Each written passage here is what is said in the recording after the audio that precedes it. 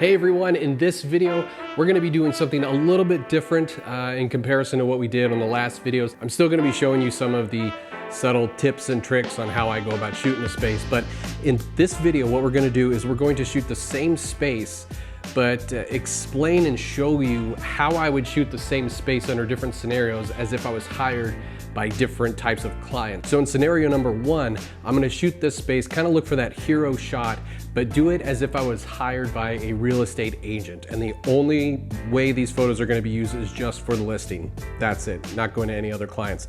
Scenario number two is going to be as if I was hired directly by the builder, which I actually was. So the photo that you're gonna see on the editing portion is the actual photo I'm gonna turn over to the client. And then I think the biggest difference that you're gonna see is if I was hired directly by the interior designer to shoot this space. You'll probably see the biggest difference in that scenario, and obviously I'll explain why. So let's get to it. Step number one, I'm gonna shoot this living room space looking for that hero shot as if I was hired directly by a real estate agent for a home listing. All right, so what factors contribute to the reason why some photographers shoot real estate the way they do? And I'll let you know, this is more of my personal take, my personal opinion. I don't shoot like a lot of photographers. A lot of photographers don't shoot like me. A lot of other photographers don't shoot like other photographers, but this is kind of my explanation. Some of the biggest factors that contribute to why you shoot or why I shoot real estate the way I do. Number one is time constraints. Even if you have a massive, gigantic, beautiful, well-designed house, more often than not, you're under some sort of time constraint, so you don't have a whole lot of time. One, to plot out every single shot to get that beautiful architectural digest style photo.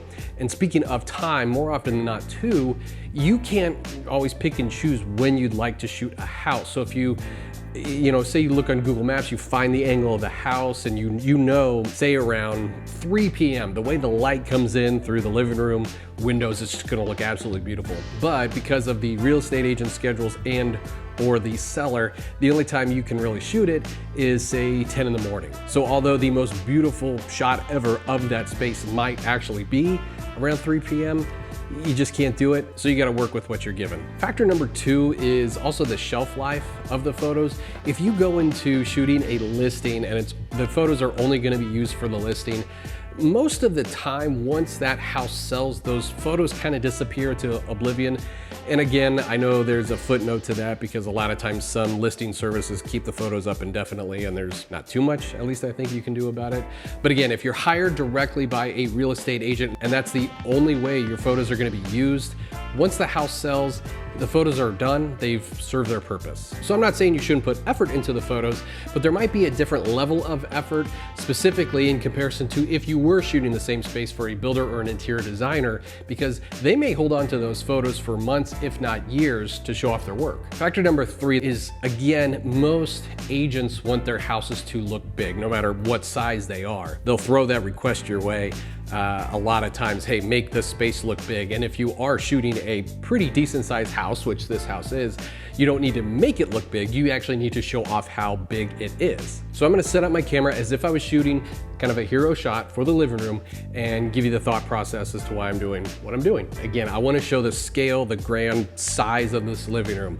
A big factor not only is floor square footage, but the height of this room as well. So a lot of times you'll see real estate shots taken from maybe stomach or even waist level.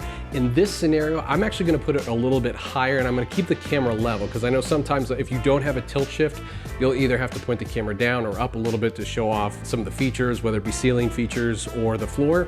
In this case, I'm gonna keep it level and I'm gonna shoot wide because I wanna get everything within one frame. So the lens I'm shooting with right now is a 14 to 24. Yeah, it's a 14 to 24. So again, if I'm shooting for real estate by default, I'm going to try to shoot it as wide as I can, again, specifically for this kind of space. Do I do that with every room? Obviously not. But because this room is so big, yeah, I'm gonna start off at 14 millimeters. Do your best to try to shoot as wide as possible and then narrow in from there if need be. For this space specifically, I think I'm probably gonna keep it at 14, again, because of how big the room is. So that pretty much gets most. I think I might, I'm gonna hook up my Cam Ranger here in a bit and look at it on my iPad. But I know not only do I want to show off the furniture and obviously the fireplace here, but as you'll see in the photo, there's also these awesome looking lights. I want to show at least 2 of those off. There's a whole row of them here. There's a 4th one that you're missing that shows up here in the kitchen. But I want to show off at least 2 of those lights. And again, trying to shoot wide to get that all within one frame. I'm going to keep it at 14 millimeters. There we go. And just get the kitchen chairs out of frame. So that's not too bad. And the reason I say it's not too bad, I think it's a decent photo. It's definitely not a bad photo, but you probably wouldn't see a photo like this in, you know, Architectural Digest or Dwell Magazine, nothing like that. But for the purposes of real estate, it does a great job of showing off a lot of the elements, again, in one single frame. I think in this case, I was able to get 3 lights and then the floor, the furniture, and even show a little bit where it starts to connect to the dining room space on the right side of the frame, and you also see the entryway into the master bedroom area. So I think, again, for the purposes of real estate, this is probably how I would shoot it. Now, I never ever shoot in HDR, but just for kicks, since I'm doing this type of video, I want to give it a shot and see what it looks like in comparison to how I would shoot it if I was to shoot it for a real estate agent. Again, I really don't think we have that much of a dynamic range issue. We could probably just tweak and adjust some sliders when it comes to highlights and shadows and get a pretty darn good photo just from one single exposure. That being said, I will still do an HDR versus my style type of photo. We'll see what the difference is when we get to the editing video. Okay, so everything's in focus. Now, since these interior lights are on, I'm gonna turn on the light here in the hallway because otherwise this looks a little weird. There we go. So my camera says that this image is 2 stops overexposed. We're gonna go down to 1.3 stops overexposed, and we're gonna go down to just 1 stop overexposed. And as I'm thinking out loud, as far as editing goes, I think I'm probably gonna edit and tweak just the 1 stop overexposed photo. But see, if we go all the way down to what the camera thinks is a proper exposure, on its own, I can't be the only one who would think this. That's too dark. I could not deliver that photo to a real estate agent and say that this photo accurately represents the space. It is not that dark. In fact, it actually is pretty darn bright. All right, so we are done with step 1. That is how I personally would shoot this space for a real estate listing if we're looking for that hero shot of the living room. All right, let's move on to step 2, which is the very realistic scenario where I shoot this space for the builder's portfolio.